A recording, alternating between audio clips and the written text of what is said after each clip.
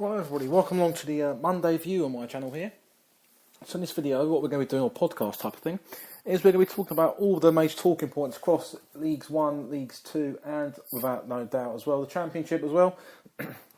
So that's what we're going to be doing so far, is going through talking about all the major headlines about the weekend's action really. I think, as you can see in my last video, we talked about the League 2 Team of the Week, and we gave a slight rundown on that.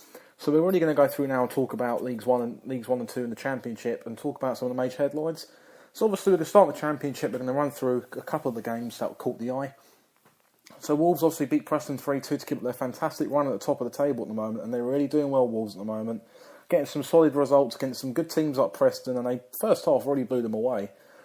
Preston did get back into it in the second half. They had a couple of chances in the first half as well, with Tom Barkhausen pulling it back to Daniel Johnson. He could have had 2 goals in the first half as well. And that really kind of put really a dampener on the game for Preston, because they didn't take them chances early in the first half, and they did get punished for them. And Wolves really grew into the game. They took their goals in the second half quite nicely as well.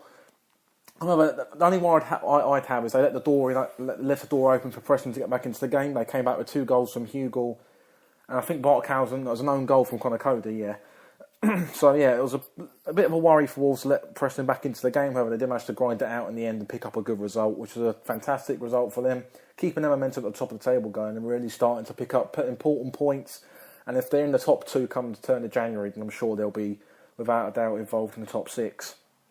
So moving on to the next talking point, Millwall beat Birmingham 2-0. So this is a big result for Birmingham big result for Millwall, sorry, in terms of them trying to keep the Championship status this season. I think that's, among Millwall fans, that'd be the biggest achievement for them, I think, this season, staying in this division, which I think they're capable of doing. They played well against a good Birmingham side who went close in the first half through Isaac Vasil. I mean, he was living off scraps in the entire of the first half. He got his big chance right at the end of the first half, but he just hit across Jordan Archer in the Millwall goal, and it narrowly just didn't hit the post, but narrowly went wide. And that was probably Birmingham's best chance of the game, really, against the Millwall side again, who come alive in the second half. A well-timed finish from Ryan Tunnicliffe was probably the pick of the 2 goals, in my opinion.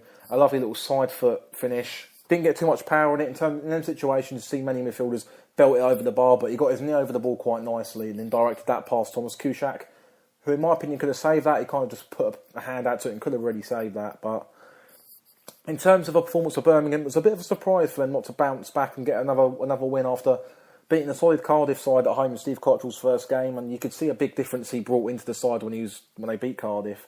But they seemed a bit lethargic and flat, in my opinion, in this game. And obviously Steve Cottrell's definitely working out the training grounds to try and get some consistency built into this side at Birmingham to try and push up the table and get clear in relegation places. So the next game I want to talk about in the Championship was Derby winning 2-0. We'll talk about Derby beating Sheffield Wednesday 2-0. Again, Derby scoring another couple of early goals. Vidra's playing really well at the moment. He's scoring goals, and obviously a late goal from Bradley Johnson as well tied up the 3 points for them in that fixture. And obviously I heard there was a lot of crowd unrest from the Sheffield Wednesday fans. Obviously Kieran Westwood, he went over to talk to the Sheffield Wednesday fans after the game to get their opinion on what was going on. So I don't know really. I think many Sheffield Wednesday fans are in a bit of a divide. The majority want Carlos Carvalhal to go, and it's understandable when you're not picking up results and doing the business in charge of Sheffield Wednesday. It's a massive football club, huge fan base, and such a big expectancy as well to deliver the goods after 2 playoff finishes last season, the season before. Got to Wembley in 15-16, narrowly missed out in the semis after getting knocked out by Huddersfield in the second leg in last season. So the expectancy is there to sort of demand a place in the playoff places, but as I've discussed in many of my videos before, you haven't got a divine right to be where you are on the table. You definitely got a divine right to be anywhere. You're in that position in your league for a solid reason, really, and that sums up Sheffield Wednesday so far. Inconsistent, proven against Leeds that they've shown what they're capable of against Leeds. So when they brushed them aside quite nicely, and they need to show a bit more of that in terms of trying to push up the table. I do think a managerial change might come in handy for them. Maybe a fresh pair of eyes on the squad. Maybe try and invest some money in some fresh players as well. They haven't really added to the group that got them to the playoff final a couple of years ago, which has probably seen a bit of a decline in terms of progression on the pitch. So maybe with a new manager coming in, it might give them a fresh pair of eyes to look at it and really review the situation, bring in some new players. So it's not really alarm bells yet. I mean, Sheffield Wednesday didn't have the strongest of starts last season, and they still finished top 6. But it's a different type of league this year. Obviously, their big rival Sheffield United, They won again at the weekend, and they're really solidifying their claim for a playoff. Even an automatic place as well they could end up getting this season if they can keep their consistency going as well. We might see some sort of reflection on maybe that Sheffield, maybe the power shift in football in Sheffield might be going over to the red side now. It was the blue side for the past few seasons, but maybe the red side now are going to take on that power shift and really become the major footballing force in Sheffield. I mean, I'm not too sure, but we'll have to see. We'll eventually have to see. So moving into League One, we're going to talk about League One quickly. Big results there in League One. Obviously, Blackburn got a good win against Portsmouth on Saturday, 3-0 win there. Drew against Plymouth in midweek prior to that, and there was a lot of fans saying that maybe Tony Murray should have left, asking to start a couple of the younger players like Joe Nuttall, who's scoring in the under-23s. He's playing well. I'm surprised he hasn't got a first-team shot for Blackburn recently. It's quite intriguing to see how somebody could go do so well in the development squad doesn't really get a chance in a League One team, really. But they did start Harry Chapman on the left side of the midfield, which is a couple, again, to some of Blackburn Rovers' fans' surprise. However, come up against a good Pompey side. They've adapted well to League One, and they really brushed them aside quite nicely. I mean, goals from Danny Graham and Craig Conway were probably the pick of the bunch. Lovely chip from Craig Conway. And that pitch, I'm surprised that the game really went on till minutes, because for the third goal, you see how heavily waterlogged that pitch was at Ewood Park, to the point where the ball was just about barely rolling along the turf. And in case you didn't see it, you see after Craig Conway's chip, the steward famously jump over the advertisement boardings and stack it. It's probably one of the highlights of the game, really, apart from the performance aside, probably one of the highlights, as I said.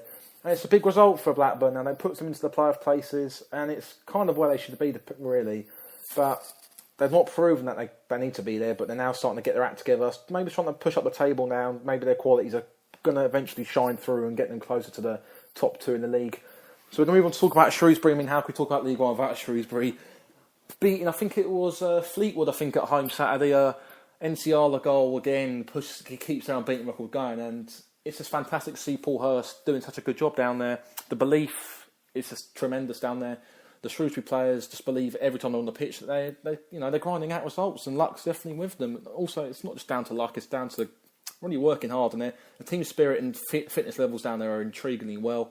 Paul Hurst probably worked on that a lot in pre-season, and he's a good manager. He's done well at Grimsby, and you're probably starting to see why taking a big club like Grimsby from the conference to League Two, and it's really starting to reflect on his determination and grittiness to really work with a, let's just say, average bunch of players in many people's eyes, but he's turning them into good players. And they could do a Huddersfield this year, go to the Championship, but it's a long way to go yet. But if they can keep this unbeaten record going after Christmas, then I think we can look no further down than top six for Shrewsbury. So while we're talking about the promotion hunt, we're going to move and talk about Charlton, who got a fantastic result up at Bradford Saturday. That's just what they needed in terms of keeping their playoff tab, keeping their hands on the playoff place as well. A goal from Jake Forster-Caskey, it was a good strike, and it's just what they need, really. Couple of slip-sliding results recently. They got a point at Oxford in midweek, 3-3 there, and that would this win against Bradford and the clean sheet against the free-scoring, solid Bradford side can only stand them in good stead as well. And I do think they'll finish in the top six this year. The only problem is for me with Charlton, they've got a very small squad, and if they're some of their big quality players like McGuinness, maybe Forster-Caskey in the midfield, Patrick Bow maybe at the back, if some of them influential types of players were to get injured, they haven't got much strength in depth to come and choose from. They've got some absolute talented youngsters down there, don't get me wrong, but you also need that bit of quality and experience in League One, because it's a fighting league. You have to fight your way out of this division, and that could be the only problem for me. That could really see them maybe derail. I think they will get top six without a doubt, but the only thing that worries me is their small group of players. Let's go into Oldham, drew 4-4 in Richie Wellens' first game in charge as well against MK Dons. And they really should have won the game. I think they went 3-1 up before the break, and Owen Doyle scored 2 goals. He's been crucial in terms of Richie Wellens' coming in and really turned it around. He's been pivotal, couple of goals at Portsmouth, and he's looking like a solid loan signing. And I think Richie Wellens, they're starting to get their act together at Oldham now after a sluggish start under John Sheridan.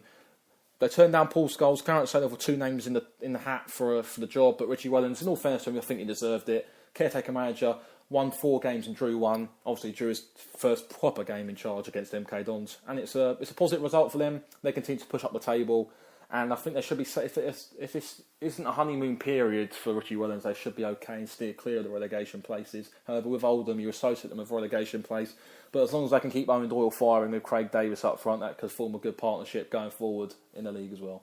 So going into League 2, we're going to run through a couple of League 2 results before we conclude this. So we're going to start with Cambridge United beating Chesterfield 2-1. Talk about Chesterfield. It's a bit of a problem for Chesterfield at the moment. Cut adrift at the bottom of the table with 8 points. Port Vale and Forest Green both won Saturday, so that pushes them to, I think, 14 and 11 points. So it already cuts them Chesterfield adrift. Dennis scored a goal for Chesterfield, and it was another, I think, 3 goals and 3 away games for him.